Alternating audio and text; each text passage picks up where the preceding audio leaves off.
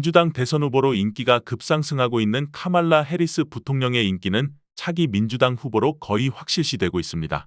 일부 선거 전문가들은 러닝메이트에 따라서 선거 판세가 뒤집어질 가능성이 있다는 분석도 나오고 있습니다.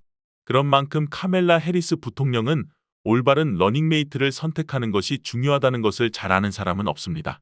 해리스가 현재 조 바이든 대통령의 뒤를 이을 민주당 대선 후보로 유력한 후보로 떠오른 가운데 4명의 유력한 러닝메이트들을 알아보겠습니다. 박찬 기자가 4명의 인물들을 자세하게 소개해드리겠습니다. 첫째로 물망에 오르는 사람은 앤디 배시어 켄터키 주지사입니다. 공화당의 텃밭에서 도널드 트럼프가 지지하는 후보를 꺾고 떠오르는 당내 스타로 명성을 쌓았습니다. 배시어 주지사는 지난해 당시 법무장관 다니엘 카메론을 꺾고 재선에 성공하면서 절제되고 끈질긴 스타일을 보여줬습니다. 배시어 주지사는 양질의 일자리부터 양질의 교육과 의료 서비스에 이르기까지 미국인들의 일상적인 관심사에 집중함으로써 민주당원들에게 자신의 승리 공식을 따를 것을 촉구했습니다. 46세의 배시어는 낙태권을 지지하지만 켄터키주에서는 강간과 근친상간 피해자에 대한 예외가 없는 극단적인 낙태 금지에 반대하는 메시지를 맞춤화했습니다. 그는 코로나19 팬데믹을 통해 블루그래스 주를 안내하고 막대한 피해를 일으킨 토네이도와 홍수에 대한 대응을 주도하면서 공감과 세심한 배려로 폭넓은 찬사를 받았습니다. 그는 종종 1시간 정도 지속되는 정기적인 기자 회견을 통해 연설 기술을 연마했습니다. 켄터키주에서 기록적인 경제 성장을 이끈 배시어 주지사는 보통 켄터키주의 최근 경제 성과를 홍보하는 것으로 브리핑을 시작합니다. 그는 자신의 기독교 신앙과 그 신앙이 자신의 정책 결정에 어떻게 영향을 미치는지 자주 언급합니다. 변호사 출신인 배시어는 2015년 주 법무장관 선거에서 승리했습니다. 그 후 2019년에는 트럼프가 지지하는 공화당 소속 맷 베빈 주지사를 누르고 당선되었습니다. 배시어는 이선 주지사 스티브 배시어의 아들로 강력한 혈통으로 정계에 입문했지만 더 어려운 정치적 장애물에 부딪혔습니다. 앤디 배시어는 아버지와 달리 전적으로 공화당이 장악한 주의회와 공화당 의원들이 그의 우선순위 중 일부를 방해했습니다. 그 중 하나가 켄터키의 모든 4세 아동에게 주정부 지원 유치원을 제공하는 것입니다. 다음은 로이 쿠퍼 노스캐롤라이나 주지사입니다. 공화당이 유사한 연방 선거에서 일상적으로 우세하고 입법부도 장악하고 있는 주에서 20년 동안 6번의 주 전체 총선에서 승리했습니다. 올해 67세인 쿠퍼 주지사는 주지사로서 높은 직무 지지율을 기록했으며 주 경제에 호황에 힘입어 행정부와 의원들이 그 공로를 인정하고 있습니다. 그는 또한 자신을 공교육과 낙태 권리를 위한 투사로 묘사하고 있습니다. 쿠퍼는 작년에 마침내 공화당 의원들을 설득하여 건강보험개혁법에 따라 메디케이드를 확대했지만 다른 노력들은 거부권을 행사할 수 있는 다수당이 있는 의회에서 좌절되어 그의 공식적인 권한이 약화되었습니다.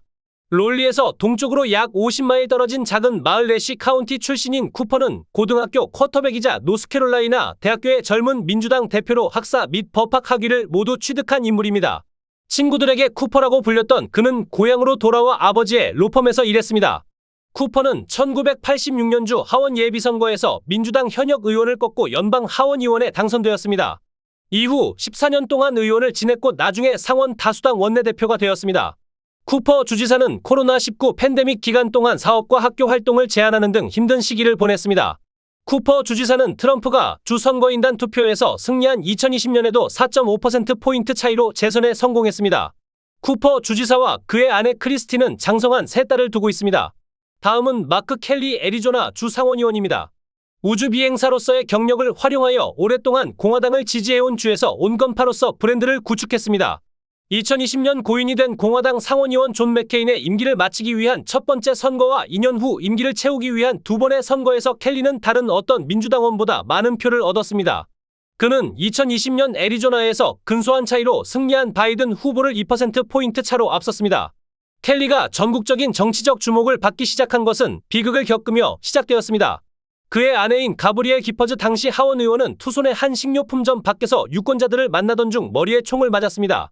이 총격 사건으로 6명이 사망했고 정치적 폭력과 당파적 반목에 대한 경각심을 일깨우는 계기가 되었습니다. 기퍼즈의 생존으로 그녀는 전국적인 영감이 되었지만 유망했던 정치 경력은 단절되었습니다. 기퍼즈는 켈리와 함께 총기 규제 옹호 단체를 설립했고 켈리가 정계에 진출하면서 기퍼즈는 강력한 대리인 역할을 했습니다. 상원에서는 국가 안보와 군대, 미국 서부를 괴롭히는 가뭄 문제에 집중했습니다. 그는 미국 반도체 제조를 촉진하기 위해 바이든이 서명한 법안인 칩스 및 과학 법안을 만드는 데 중요한 역할을 했습니다. 켈리는 해군 시험 조종사 출신으로 걸프전 당시 39회의 전투 임무를 수행한 후 나사에 입사해 우주왕복선을 타고 3회의 임무를 수행했습니다. 뉴저지 출신인 그는 나사와 해군에서 은퇴한 후 투손의 기포스와 함께 정착했습니다.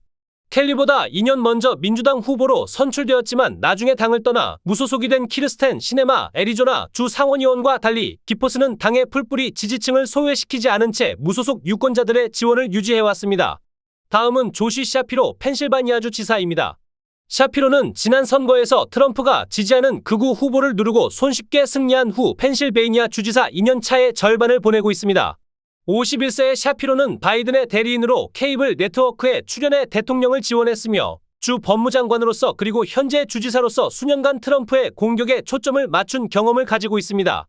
그는 3번의 주지사 선거, 2번은 법무장관, 1번은 주지사에서 엄격하게 각본에 따라 훈련된 선거 스타일로 승리하며 유권자들에게 뉴욕주의 거만한 정치 스타 존 페터먼 상원의원에 대한 낮은 자세의 대안을 제시했습니다. 주지사가 된 샤피로는 단추를 채우는 공개적인 태도를 버리고 더욱 자신감 믿고 솔직한 발언을 하기 시작했습니다. 유대인인 샤피로는 친팔레스타인 시위에서 나타나는 반유대주의에 적극적으로 맞서고 하마스 제거를 위한 이스라엘과의 연대를 공언해 왔습니다. 그는 펜실베이니아주에서 낙태 권리에 대한 확고한 지지자이며 2020년 선거 결과에 대한 도전을 물리치는 등 트럼프와의 법정 싸움에서 자신의 승리를 일상적으로 홍보하고 있습니다. 또한 미국 제2의 천연가스주에서 에너지 문제에 대해 온건파로 자리매김하고 정치적으로 분열된 주 정부에서 초당파성의 필요성을 역설하고 있습니다. 그러나 이러한 4명의 강력한 후보 이외에도 경제 부문의 의외의 인물이 경쟁자로 나설 수 있다는 분석입니다. 이상 박찬 기자였습니다. 목요일 로스앤젤레스 윌셔 센터 인근 로컬 도로에서 시속 80마일의 무서운 속도로 신호등도 무시한 채 달리다가 치명적인 충돌 사고로 사건 용의자를 비롯한 3명이 체포되었습니다.